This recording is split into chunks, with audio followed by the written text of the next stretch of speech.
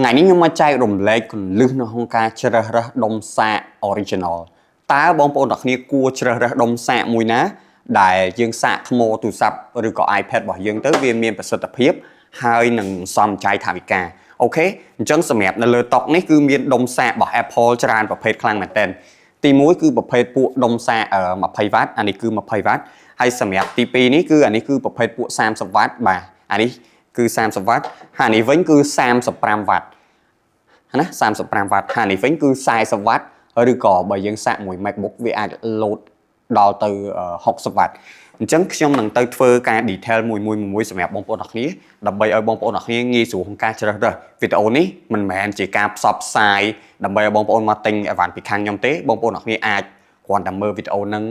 យកជាចំណេះដឹងហើយអាចទៅទិញនៅចិត្តផ្ទះបានបាទព្រោះខ្ញុំឃើញមានបងយើងគាត់យកដុំសារ original មកលក់ច្រើនសម្រាប់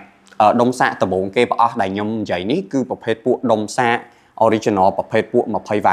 សម្រាប់ប្រភេទពួក 20W នេះគឺវាពេញនិយមមែនតើហើយក៏វាអន្សំចៃលុយខ្លាំងជាងគេនៅក្នុងចំណោមដុំសាកទាំងអស់ហ្នឹងដោយសារតែដុំសាកនេះតម្លៃវាគឺត្រឹមតែ$19.90ទេអាចថាជិត$20ប៉ុន្តែដុំសាកតូចមួយនេះគឺពេញនិយមខ្លាំងហើយក៏គេប្រើច្រើនដែរសម្រាប់បងប្អូនអ្នកគ្នាដែលគាត់ប្រើ iPhoneរាប់ចាប់តាំងពី iPhone ស៊េរីទាបរហូតដល់ស៊េរីខ្ពស់អាចជ្រើសរើសប្រភេទពួកដុំសាកនេះយកទៅប្រើបានបើសិនជាចង់សំចៃ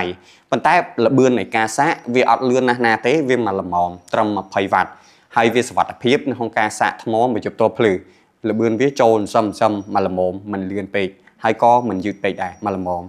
សម្រាប់ជម្រើសបន្ទាប់អាចថាជាជម្រើសទី2គឺប្រភេទពួក 30W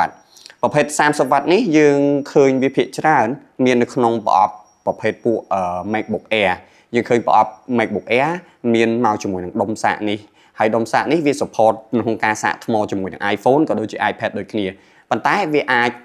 support រហូតដល់ទៅ 30W អញ្ចឹងបើសិនជា iPhone បងប្អូនទាំងគ្នាឧទាហរណ៍ដូចជា iPhone 13 Pro Max 14 Pro Max ឡើងលើ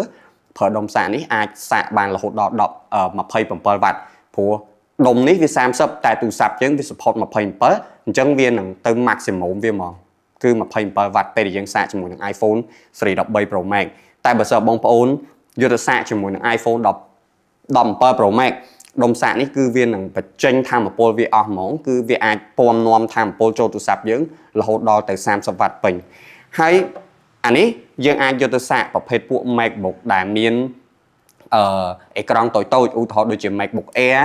13 inch ឬក៏14 inch នេះអាចយកប្រភេទពួក 30W នេះយកទៅសាកបានជម្រើសបន្ទាប់ទៀតអានេះគឺជា compact power adapter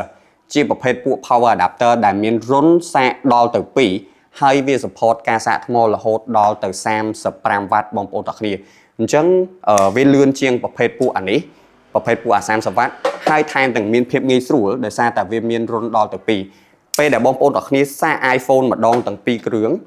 វានឹងបែងចែកថាតើ iPhone ណាស៊េរីទាប iPhone ណាស៊េរីខ្ពស់តើ iPhone ណាគួរតែទទួលបានថ្មប៉ុណ្ណាអញ្ចឹងវានឹងកណនាខ្លួនឯងដើម្បីធ្វើការបញ្ចូលថ្មទៅកាន់ device ដែលយើងត្រូវការហើយនេះក៏យើងអាចយកទៅសាកជាមួយនឹង MacBook Air បានដែរបងប្អូនទាំងគ្នាមិនថា MacBook Air មិនថា iPad អីគឺវា support ទាំងអស់សាកជាមួយនឹង17 Pro Max អីគឺមួយឆ្ងាញ់សម្រាប់ប្រភេទពួកនេះ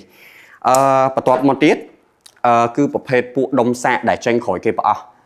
Dynamic Power Adapter នេះគឺជាដុំសាកដែលចេញក្រោយគេប្រអស់ដែលវាចេញមកទទឹមគ្នាជាមួយនឹង iPhone 17 Pro Max 17 Pro Max វា support ការសាកថ្មបានលឿនហើយប្រភេទពួកដុំសាក 40W នេះគឺវាធ្វើមកហាក់បីដូចតម្រូវសម្រាប់ iPhone 17 Pro Max អញ្ចឹងហើយសម្រាប់ប្រភេទពួកដុំសាកនេះវាពិសេសខ្លាំងមែនទែននៅពេលដែលបងប្អូនអ្នកគ្នាយកទៅសាកជាមួយនឹង MacBook មិនថាបងប្អូនអ្នកគ្នាប្រើ MacBook Pro ក៏ដោយ Pro ត្រឹម14 inch អីគឺអត់បញ្ហាទេពេលដែលយើងសាកទៅវាអាចផ្គត់ផ្គង់ភ្លើងទៅដល់ MacBook យើងរហូតដល់ទៅ 60W អញ្ចឹងសម្រាប់បងប្អូនអ្នកគ្នាដែលចង់ចំណេញប្រើនេះមួយគឺអាចសាកទាំង MacBook ក៏បានទាំង iPhone ក៏បានតែបើសិនជាបងប្អូនយកដុំសាកតូចមួយនេះសម្រាប់យកទៅសាក MacBook គឺអត់អាចសាកបានទេតែសម្រាប់ដុំសាក3នេះគឺអាចសាកបានទាំង iPhone អាចសាកបានទាំង MacBook ខ្ញុំសង្ឃឹមថាវីដេអូមួយនេះអាចផ្ដល់ជាចំណេះដឹងសម្រាប់បងប្អូនទាំងគ្នាសម្រាប់ក្នុងការពិចារណាថាតើដុំសាកមួយណាដែលយើងគប្បីប្រើវាដុំសាកទាំងអស់នេះគឺសិតតែ original ហើយវាមាន